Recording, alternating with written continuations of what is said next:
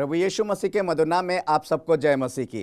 नए जीवन की इस श्रृंखला में आप सबका स्वागत है। हम बात कर रहे हैं नए जीवन के विषय में और खास तौर से प्रकाशित वाक्य में उन बातों को देख रहे हैं जो हमारे नए जीवन को और यीशु मसीह में ले जाकर एक ऐसी जगह पे खड़ा करते हैं जो कभी खत्म ना होने वाला जीवन है। क्या ऐसा जीवन आपके पास है या नहीं?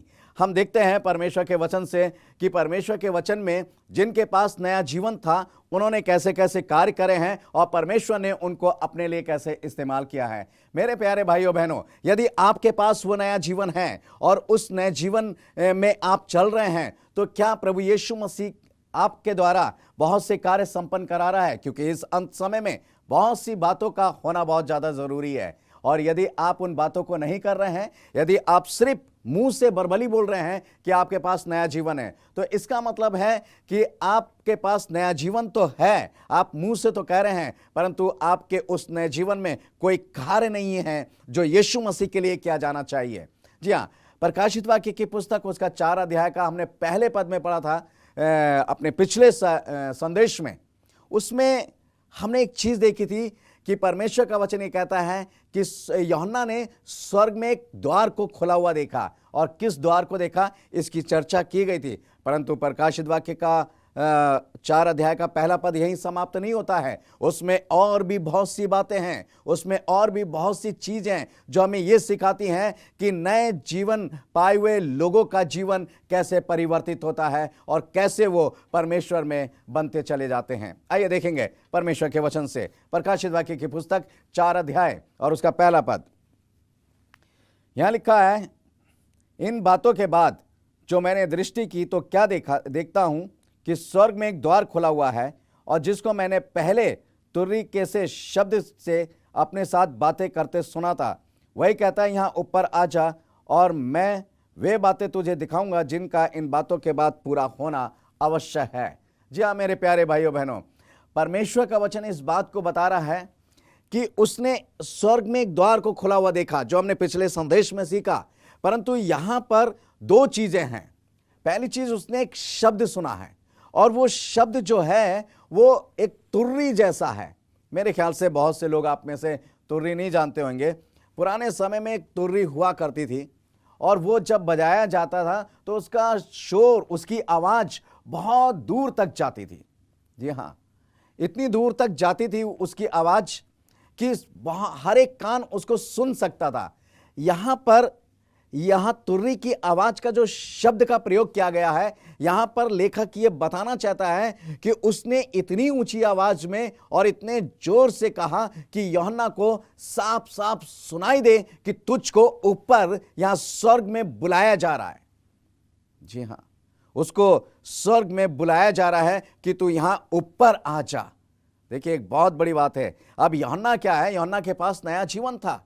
परमेश्वर ने उससे कहा कि तू यहां स्वर्ग में आ जा। और जब हम स्तेफनुस की बात करते हैं तो स्तेफनुस के पास भी एक नया जीवन था, क्योंकि और उसके पास नया जीवन था, इसलिए उसने उस नए जीवन के द्वारा क्या देखा?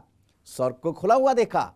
और यहां पर यूहन्ना भी स्वर्ग को खुला हुआ देखता है। प्रकाशित वाक्य की पुस्तक में कई बार उसने स्वर्ग को खुला देखा, स्वर्ग के अंदर जो मंदिर है उसको खुला हुआ देखा। अब एक अनोखी, एक अद्भुत बात है कि वो यूहन्ना से कह रहा है कि यहां ऊपर आ जा, मगर एक शब्द सुनाई दिया, तुर्री जैसा शब्द, कि यूहन्ना जो है, ये जो आवाज, इसकी जो बुलाहट है, ये जो बुलाया जा रहा है, कहीं ऐसा ना हो कि ये ठीक से सुन ना पाए और मेरे बुलाए जाने के अनुसार ये ऊपर ना आ पाए। मेरे प्यारे भाइयों बहनों, बिल्कुल ठीक इसी तरीके से हमारी जिंदगी में होता है। आज भी परमेश्वर की आवाज होती है, आज भी यीशु मसीह की आवाज होती है, आज भी वो तुर्री जैसी आवाज हमारे कानों में पड़ती है। वो जोर जोर से हमें चीख चीख के बुलाता है। बहुत से लोग आपको संदेश सुनाते हैं, बहुत से संदेशों के द्वारा यीशु मसीह की ऊंची आवाज आपके कानों में पड़ती है, आपको बुलाया जाता है, परंतु क्या आप सुनते हैं? क्या आप उसको सुन रहे हैं? जी हाँ, जितने ऊपर बुलाए जाने वाले लोग हैं, जितने ऊपर जाने वाले लोग हैं, जितने यीशु मसीह के साथ ऊपर जाकर राज करने वाले लोग हैं, जितने यीशु मसीह के साथ 1000 साल तक के लिए राज करने वाले लोग हैं, उनके कानों तक ये आवाज पहुंच ही जाती है, और जो नहीं जाएंगे उनके कानों तक ये आवाज पहुंचेगी नहीं। जी हाँ मेरे प्यारे भाइयों बहनों, वो पहुंच ही नहीं सकती है। क्यों? क्योंकि उनके कान जो हैं इस संसार के शोर ने बंद कर दिए हैं, क्योंकि उनके कान जो हैं इस संसार की बातों में, इस संसार के लोगों में और चिल्ला पुकार में कान बंद हो चुके हैं, इसलिए वो सुनना नहीं चाहते हैं, और जो सुनते नहीं हैं वो स्वर्ग में जा नहीं सकते हैं। जी हाँ, एक तुर्री जैसी आवाज जो है, आप जानते हैं तुर्री की आवाज, तुर्री कई प्रकार से प्रयोग की जाती है। इससे पहले कि मैं बताऊं कि यूहन्ना स्वर्ग में कैसे गया, जाने का भी एक तरीका है। जी हाँ, उसको ऊपर बुलाया जा रहा है, हमें भी ऊपर बुलाया जा रहा है। यीशु मसीह कहता है, हम देखेंगे आगे कैसे कैसे यीशु मसीह भी हमें बुलाता है, परंतु मैं यहां पर बात करना चाहूंगा तुर्री के शब्द की। खासतौर से तुर्री कई जगह से प्रयोग होती है। जब हम देखते हैं परमेश्वर का वचन कहता है, न्यायों की पुस्तक 7 अध्याय 16 से 17 और 20 से 22 पदों में देखते हैं, वहां पर एक अजीब सी घटना है। एरो नगर को यहोशू जीतने जाता है, परंतु एरो नगर की दीवार इतनी मोटी है कि उसको गिराया नहीं जा सकता है, और अगर उसको तोड़ने बैठ गए तो काफी समय लग जाएगा। तब परमेश्वर ने उनको एक राय दी, परमेश्वर ने उनको बताया कि क्या करना है। जी हाँ, उन्होंने क्या करा कि 7 दिन 7 याजक जो थे 7 तुर्री लिए हुए, और वो 6 दिन तक तो एक एक चक्कर लगाते हैं, परंतु 7वें दिन वो उस वाचा के संदूक के साथ और उस एरो नगर का 7 चक्कर लगाते हैं, और 7वें चक्कर में वो 7 याजक जो होते हैं जिनके पास तुर्री होती है, वो जोर से फूंकते हैं और जय जयकार के नारे लगते हैं, और वो क्या होती है दीवार, उस तुर्री की आवाज से, उनके जय जयकार के नारे से वो दीवार टूट के गिर जाती है। हाँ मेरे प्यारे भाइयों बहनों, यदि आप इस तुर्री की आवाज को सुनते हैं, यह कहने का मतलब है परमेश्वर की उस आवाज को सुनते हैं और उस आवाज के अनुसार कार्य करते हैं, तो यकीन जानिए कि आपके परेशानी की, आपकी मुसीबत की, आपके दुखों की जो भी दीवार होगी वो टूट के गिर पड़ेगी और कोई प्रॉब्लम नहीं आएगी। कि परमेश्वर का वचन कहता है,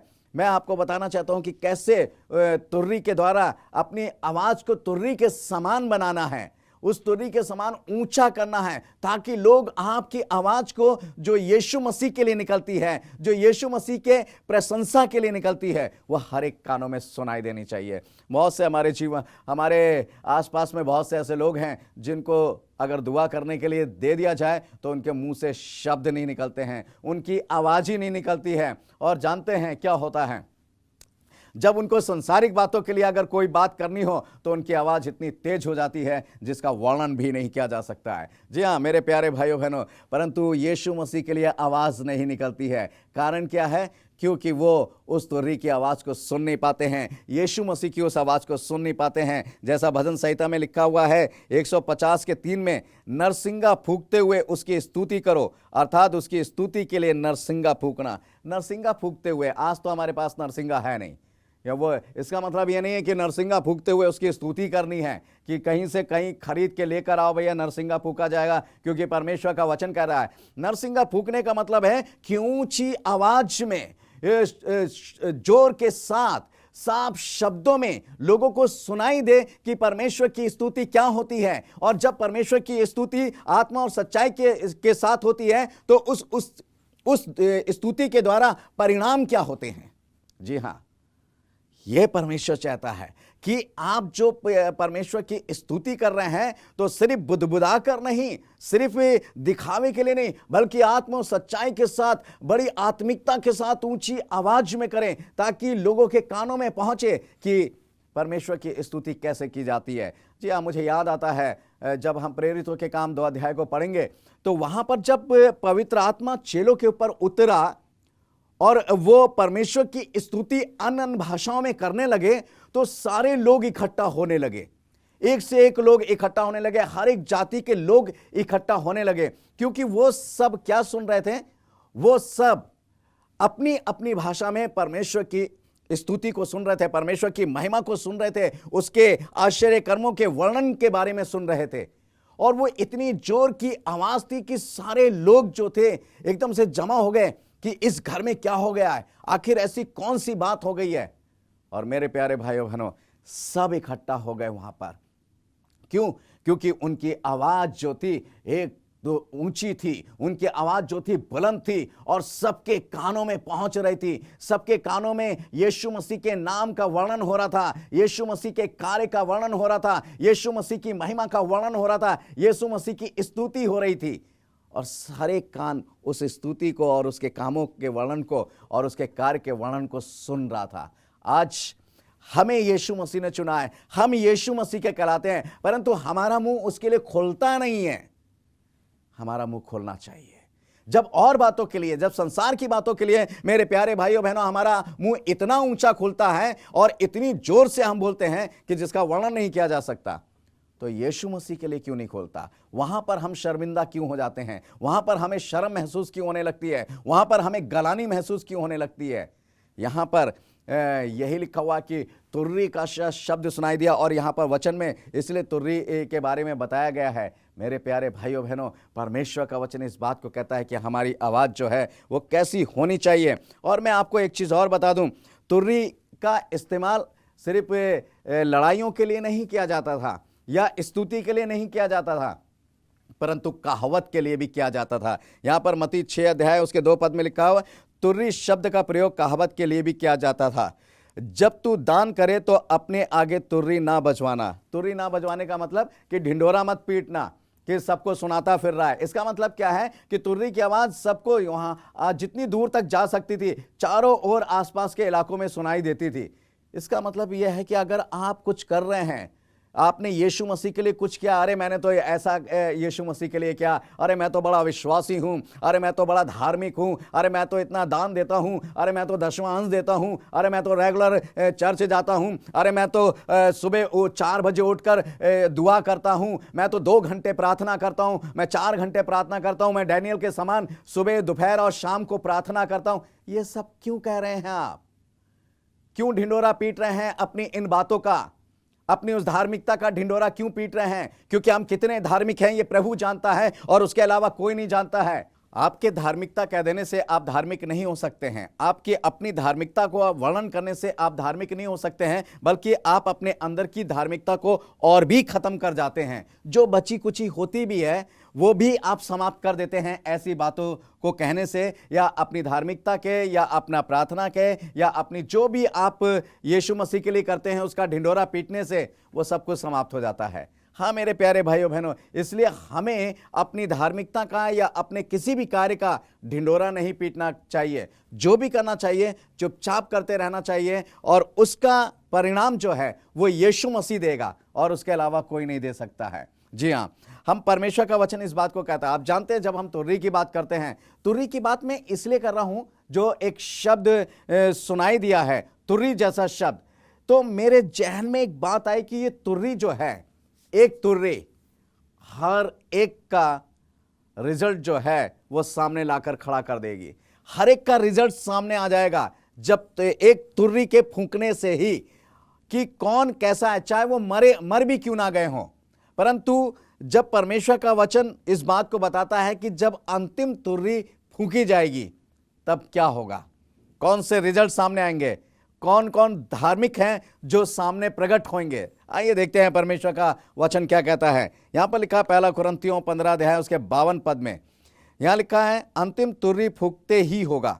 यह लिखा है मुर्दे अविनाशी दशा में उठाए जाएंगे और हम बदल जाएंगे, अर्थात अंतिम तुर्री की आवाज पर मुर्दों का जी उठना और विश्वासियों का बदलना, ये दोनों काम होंगे। यहां पे परमेश्वर का वचन कहता है कि जब अंतिम तुर्री फूंकी जाएगी। जी हाँ मेरे प्यारे भाइयों बहनों, इंतजार करते रहिए अंतिम तुर्री का। जो मर गए हैं या अगर जो सोच रहे हैं कि अब मैं मरने वाला हूं, अब मैं इस दुनिया से विदा होने वाला हूं, आप निश्चित होकर विदा लीजिए, आप निश्चित होकर प्रभु में सो जाइए। यदि आप प्रभु में सो जाते हैं तो अंतिम तुर्री की आवाज, ये तुर्री की आवाज ही आपको जगाएगी और जैसे ये तुर्री फूंकी जाएगी, मुर्दे उस आवाज को सुनकर जीवित हो जाएंगे। और जो जीवित हैं, जो सही में धार्मिक हैं, जो यीशु मसीह के लिए कार्यशील रहे हैं, जिन्होंने अपना जीवन यीशु मसीह को दिया है और जिन्होंने अपने इस नए जीवन पर इस संसार के किसी भी तरीके की पाप और गलतियों का कलेश या दुख का कोई भी चीज लगने नहीं दी है। इस संसार के अंदर वो बिल्कुल सुरक्षित रहे हैं, उन्होंने नए जीवन को बचा के रखा है। वो परिवर्तित हो जाएंगे, एकदम बदल जाएंगे। अंतिम तुर्री फूंकते ही मुर्दे अविनाशी दशा में, अविनाशी दशा का मतलब है कि कभी ना नाश होने वाले के लिए जीवित हो जाएंगे। कितनी अजीब सी बात है, यह हमारे परमेश्वर की बात है। और ये कब होगा? ये तुर्री के फूंकने के साथ ही होगा। और ये तुर्री फूंकने वाला कौन होगा, इसको भी हम देखेंगे। परंतु पहले हम ये जान लें कि इसको बात को सीख लें, क्या उस तुर्री की आवाज के अनुसार हमारा जीवन बदलेगा या नहीं बदलेगा। मान लीजिए यदि आज प्रभु यीशु मसीह अपने सरदूतों के साथ आए और वो तुर्री फूंकी जाए, तो जो अपने आप को धार्मिक कह रहे हैं, जो बड़ी बड़ी देर तक प्रार्थनाएं करते हैं, बड़े बड़े भाषण देते हैं, बहुत बड़ी बड़ी बातें बोलते हैं, क्या उनका जीवन बदलेगा? क्या वो बदल जाएंगे? क्या वो प्रभु यीशु मसीह उनको चेंज कर देगा? और जितने यीशु मसीह में सो गए हैं ये सोचते हुए कि हम बहुत धार्मिक इंसान थे। बहुत से लोग इस बात को कहते हैं, नहीं साहब, हमारे दादा, हमारे पापा, हमारी मम्मी, हमारा भाई बहन जो मर गए हैं वो बहुत धार्मिक थे, बड़े अच्छे आत्मिक गाने गाते थे, बड़े अच्छी उनकी बोली थी, बड़ा अच्छा उनका व्यवहार था।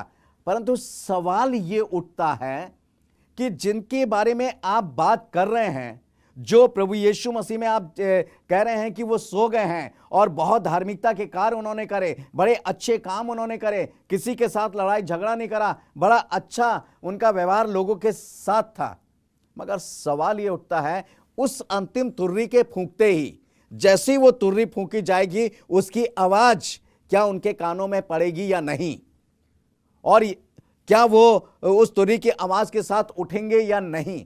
आपका जवाब हो सकता है हां, वो उठेंगे।